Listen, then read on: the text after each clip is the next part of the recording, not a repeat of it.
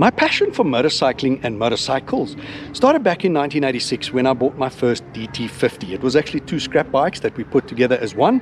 I rode that to school. It was the Yamaha DT50 two-stroke.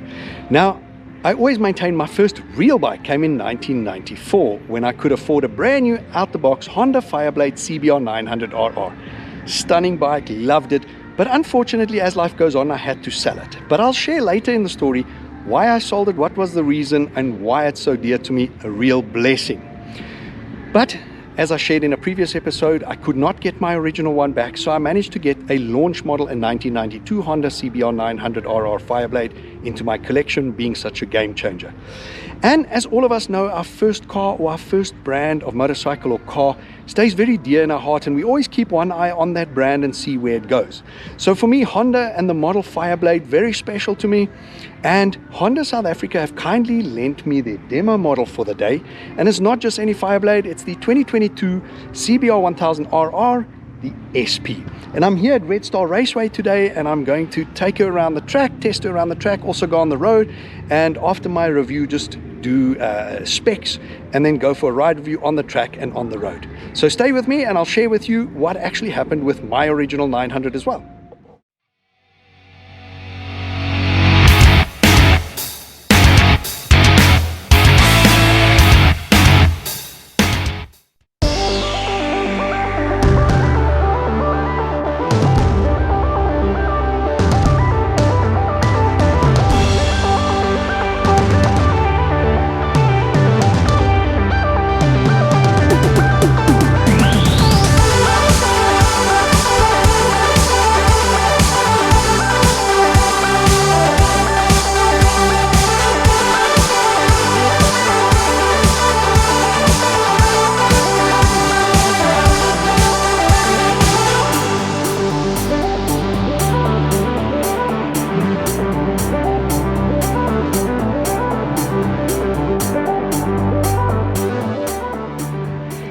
Here in front of me we have the 2022 CBR 1000RR-RSP.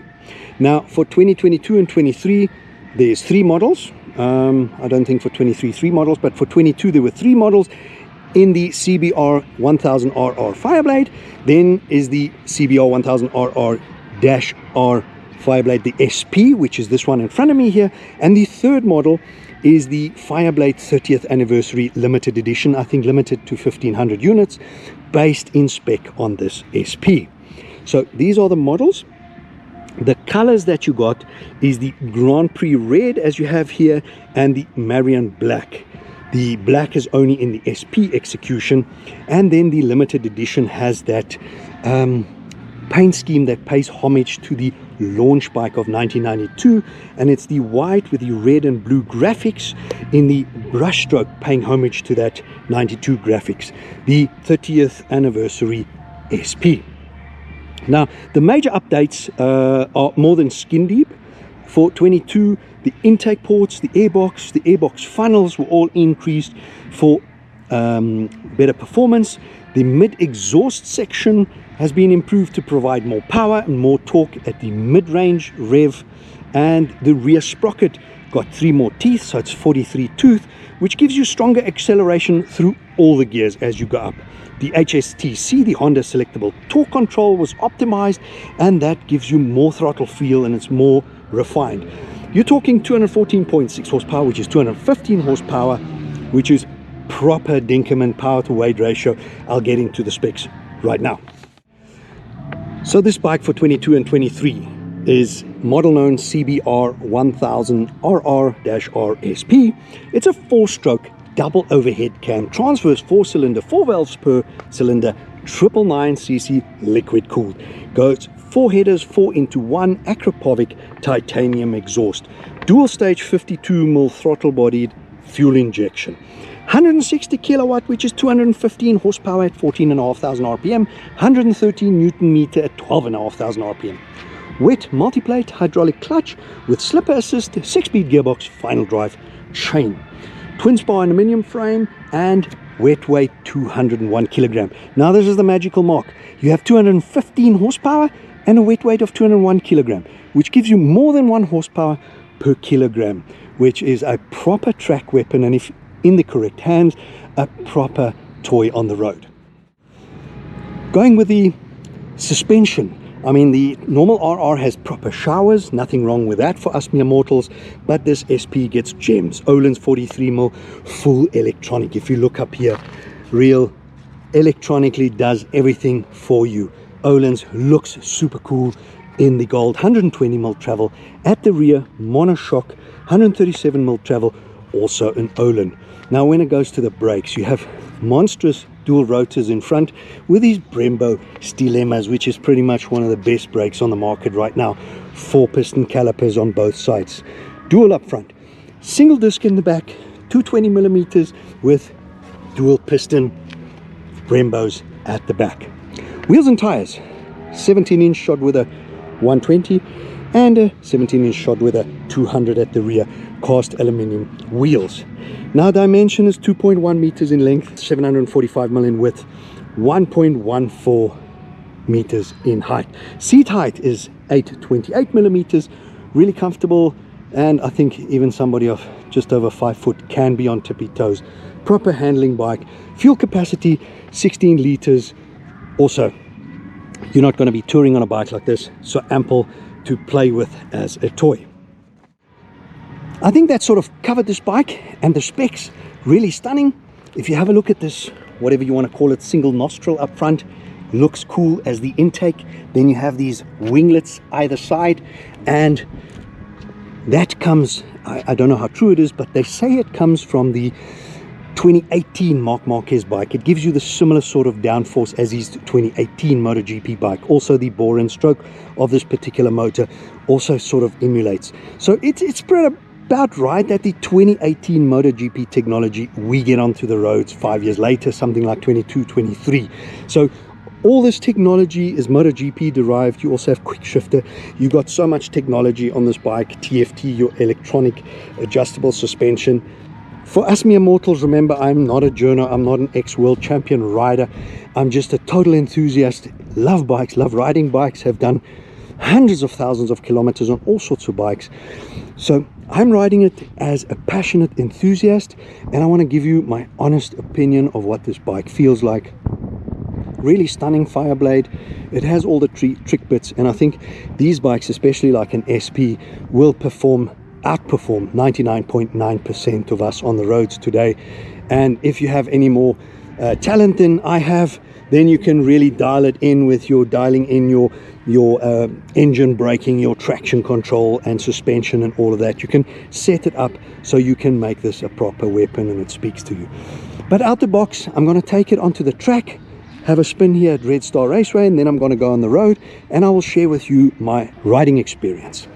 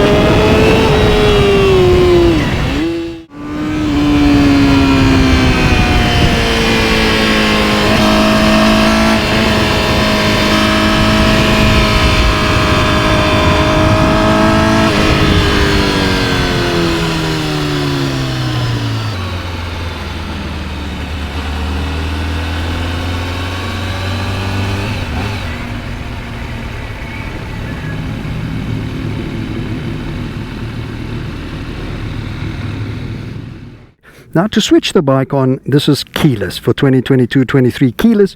You lean forward, and over here on the side you push that button in and you see your TFT come alive. Really cool.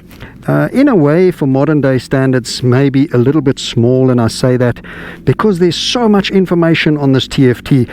And you know, if there was less information, it's a pretty and practical display. However, so much information, it could be a little bit bigger, and it's tucked in far away. So if you're sitting upright, it is quite small. If you're in the attack position, it's fantastic. Now the controls over here toggle up and down, left and right, menus, horn, high beams, on, off, all very familiar. You can see the electronic suspension, gear indicator, stunning. So start up, stunning sound. I think let's go out onto the road.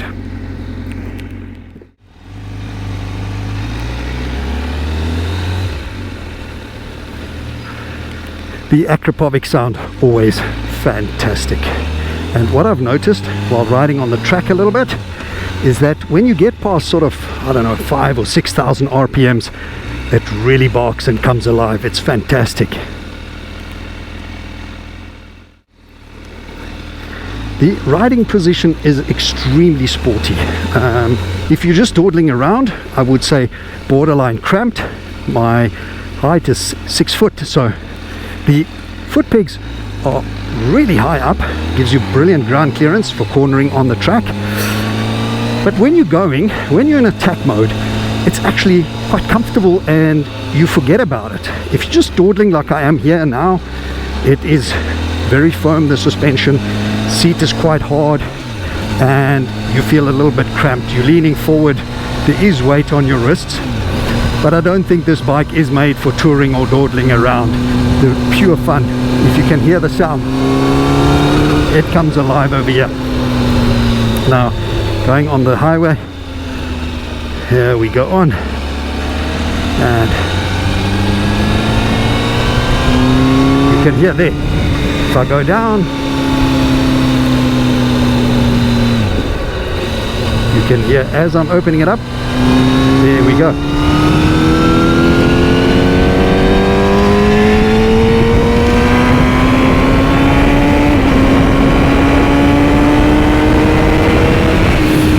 Oh, insane speeds.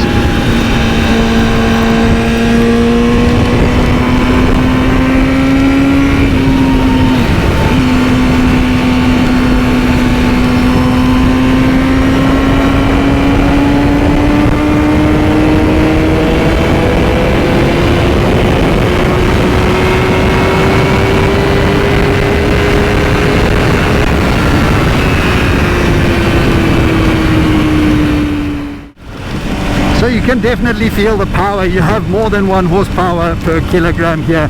This thing is unbelievably quick.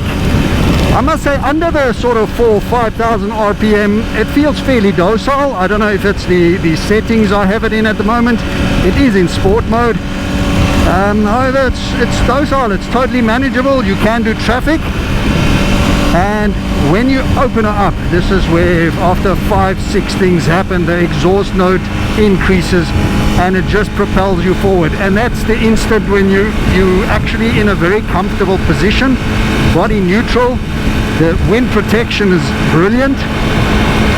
When I sit up like this, yeah, my shoulders get buffeted and my head a little bit, but when you tuck in, it feels brilliant.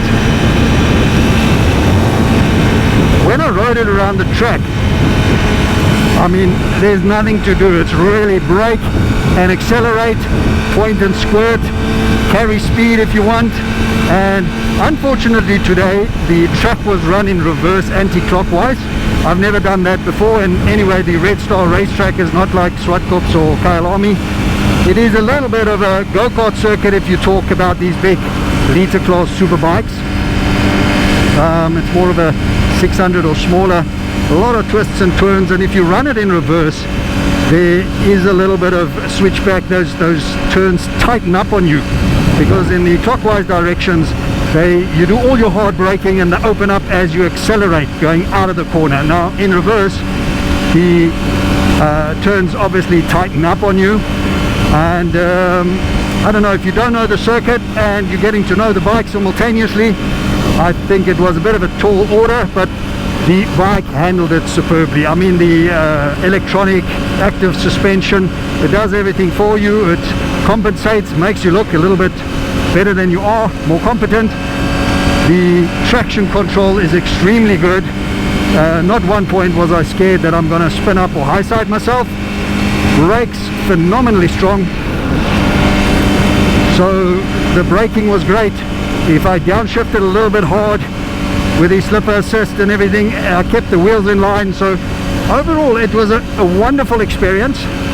It's a bike with so much power and so much ability that I do feel you need a little bit of a bigger circuit. However, it was an honor and a privilege. Thank you, Honda South Africa. It was absolutely fantastic, and what a competent machine. I mean, it far exceeds us mere mortals' capabilities, and it actually makes us look pretty competent on a race circuit. The brakes, it is very light. There's not a lot of effort.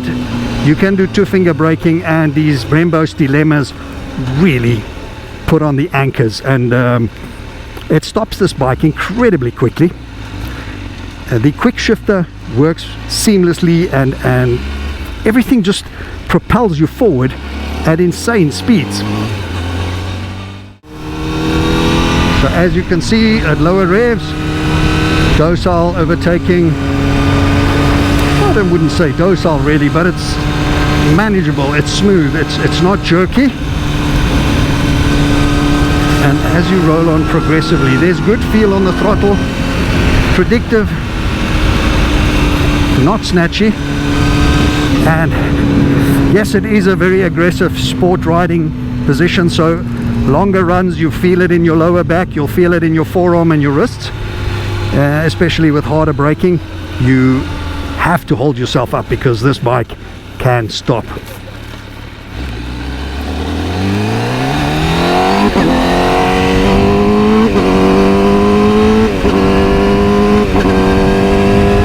You can see quick shifting at 5,000 RPM, super smooth.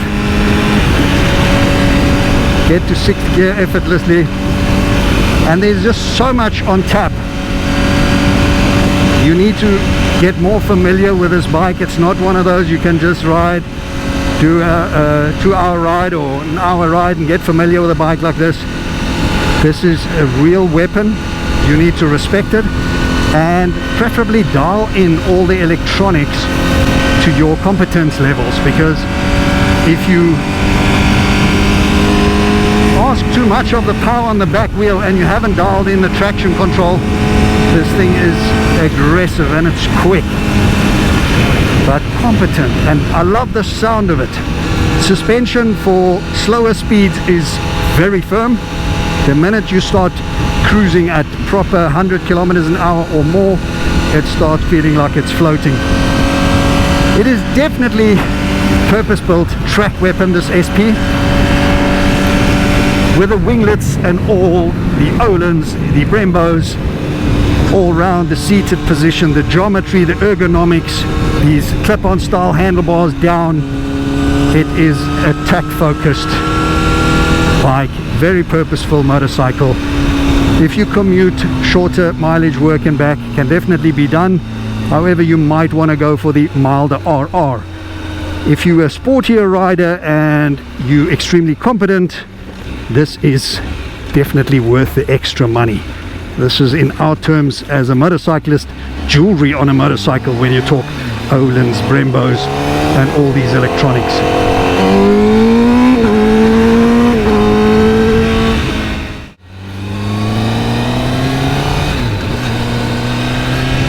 If you wish to use the clutch for control in traffic, it is firm, not going to give you forearm pump, but you really have to do a 4-finger pull.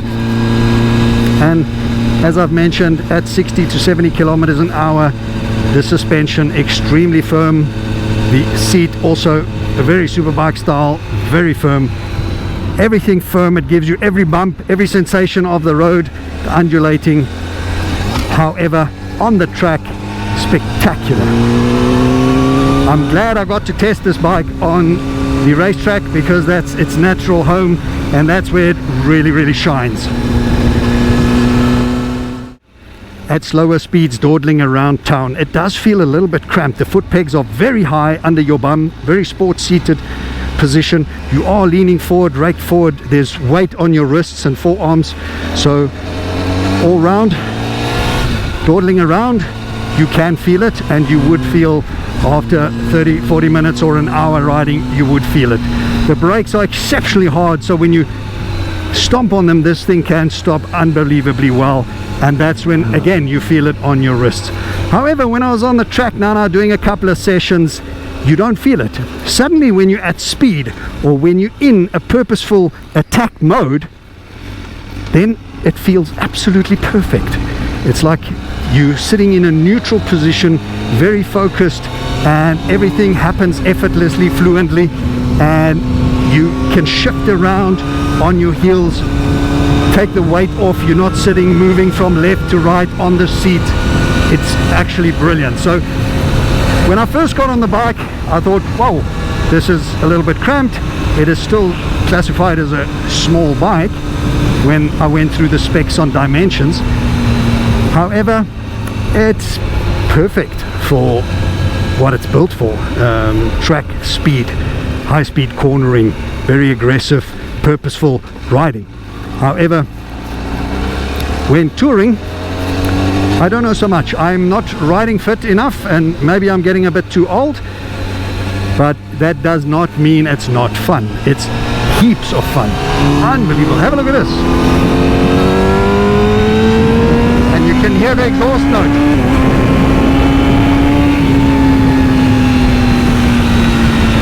Oh, it's a real pleasure, and it does put a smile on your face. Don't get me wrong, at these speeds like this, I'm not cramped, I'm comfortable,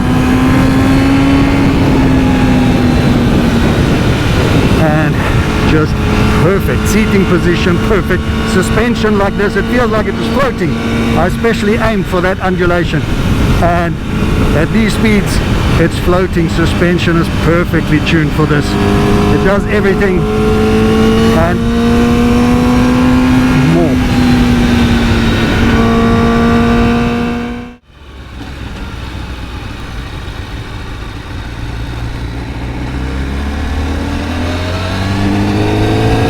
You can hear the exhaust note here. It goes up.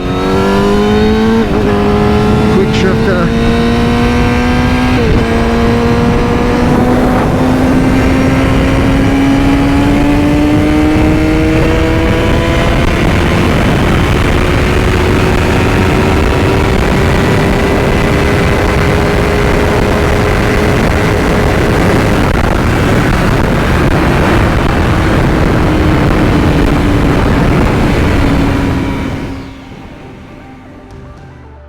So my final comments on this Honda Fireblade CBR1000RR-RSP of 2022-23.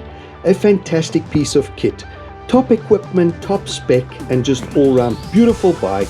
No, not practical for everyday and everyday commuting, but for the spirited rider, the guy that enjoys the open road, the twisties, the thrill of speed and power. This is a brilliant machine. Fantastic. It goes even better than it looks. And thank you to Honda for keeping the legend of the Fireblade alive. All round, I loved it. Fantastic bike. Guys, if you enjoyed this episode with me, please give me a thumbs up, hit that like button.